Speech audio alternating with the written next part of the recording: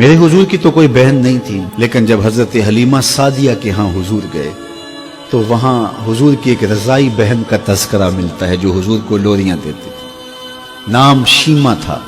तो शाम के वक्त जब खवातीन खाना पकाने में मसरूफ होने लगती तो बहनें वीर उठा करके बाहर ले जाती। हर बहन का ख्याल ये होता कि मेरे वीर से सोना जमाने में कोई नहीं। कहते हैं खूबसूरती देखने वाले की आंख में होती है। जिसके वीर का रंग सोना होता तो वो कहती रंग नहीं तो कुछ भी नहीं है, और जिसके नकूश तीखे होते तो वो कहती कि रंग का क्या है, हुस्न तो नकूश में होता है। जिसकी आंखें खूबसूरत होती वो कहती मेरे वीर की झील जैसी आंखें तो देखो। अब यही बनु साद के मोहल्ले में होता। बच्चियां अपने वीर उठा के ले आती, एक कहती मेरे वीर वर्गा कोई नहीं, दूसरी कहती मेरे वीर जैसा नहीं।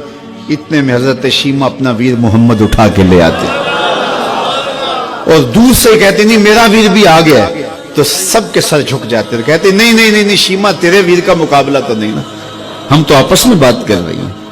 और फिर जब किसी बहन के वीर को मुतफिका तौर पे सारी कह दें कि तेरा वीर ही सोना है तो फिर उसका फख्र तदीदनी हो ना, फिर उनका ज़ौक़ आसमान को छूने लगता।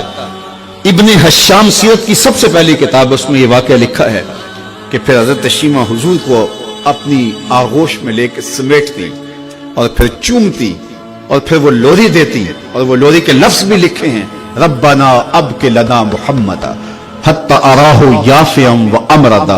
अल्लाह मेरे वीर मोहम्मद को सलामत रखना। आज ये पालने में बच्चों का सरदार है, कल वो लम्हे आए जवानों का भी सरदार हो। और फिर झूम जाती और क्या खुशी उनकी दीदनी होती। और फिर वो मंजर भी आया कि हुजूर अलैहिस्सलाम मक्के चले गए और ये जवान हुई और फिर उनकी शादी किसी कबीले में हो गई। आका करीम ने ऐलान नबुव्वत किया, 13 साल का वक्त कटा और फिर हुजूर मदीना शरीफ चले गए।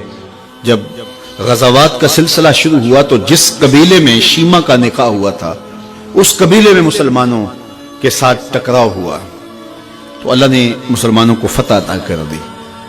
तो इस कबीले के लोग कैदी होके हुजूर अलैहिस्सलाम के गुलामों के हाथों गिरफ्तार हैं। तो ये अपने कैदियों को छुड़ाने के लिए कबीले के सरदार एक एक घर से फिदिये के लिए रकम जमा कर रहे हैं। चलते चलते शीमा के घर भी पहुंचे जो कि एक उम्र का हिस्सा गुजार चुकी थी, और जाके कहा कि इतना हिस्सा आपका भी आता है। कहा किस लिए? कहा वो जो लड़ाई हुई है इतने हमारे बंदे गिरफ्तार हो गए तो उनको छुड़ाना है। तो चलते चलते बातों में किसी के लबों पे हुजूर का नाम आ गया। तो शीमा ने कहा अच्छा उन्होंने तुम्हारे लोग पकड़े? कहा हाँ। तो कहा फिर तुम रकम इकट्ठी ना करो, मुझे साथ ले चलो। उन्होंने कहा तुझे साथ ले चले? कहा तुम नहीं जानती वो मेरा वीर लगता है, वो मेरा भाई लगता है। कौम के सरदारों के साथ हजरत शीमा हुजूर के नूरी खेमों की जानब जा रही हैं और सहाबा नंगी तलवारों से पहरा दे रहे। ये मक्की दौर तो था नहीं, ये मदनी दौर था।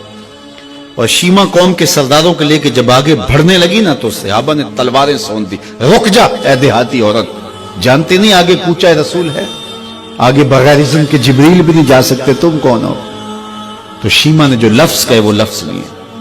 उसने कहा खल्लू सबीली वालमू अना उख्त नबीयकुम, मेरी राहें छोड़ दो, तुम जानते नहीं मैं तुम्हारे नबी की बाजी लगती हूं। तलवारें झुक गई, आंखों पर पलकों की चिलमने आ गई, रास्ता छोड़ दिया। हुजूर के खैमा नूरी में दाखिल हुई तो हुजूर ने देखा, पहचान लिया, उठ के खड़े हो गए। फरमाया बहन कैसे आना हुआ? आपके लोगों ने हमारे कुछ बंदे पकड़े, छुड़ाने आई। तो फरमाया बहन तूने जहमत गवारा क्यों की? तू पैगाम भेज देती मैं यूं ही छोड़ देता, लेकिन तुम आ गई हो, अच्छा हुआ मुलाकात हुई। फिर हुजूर ने कैदियों को छोड़ने का ऐलान किया और कुछ घोड़े और चंद जोड़े हजरत शीमा को हुजूर ने तोहफे के तौर पे दिए। वीरों के दरवाजे पर बहने आए तो वीर खाली तो मोड़ा नहीं करते, तो हुजूर ने बहुत कुछ अता किया। और फिर रुखसत करने खैमे से बाहर आए तो सहाबा की जमात मुंतजिर थी। फरमाया सहाबा जब मैं कैदी छोड़ा करता हूँ मेरी आदत तुम्हें मालूम है कि मैं पहले तुमसे मुशावरत किया करता हूँ। आज ऐसा मौका आया कि मैंने तुमसे मुशावरत भी नहीं की और कैदी भी छोड़ दिए। कहा जो चाहें आप करें, लेकिन क्यों मुशावरत नहीं फरमाई हुजूर? अगर इरशाद फरमा दें।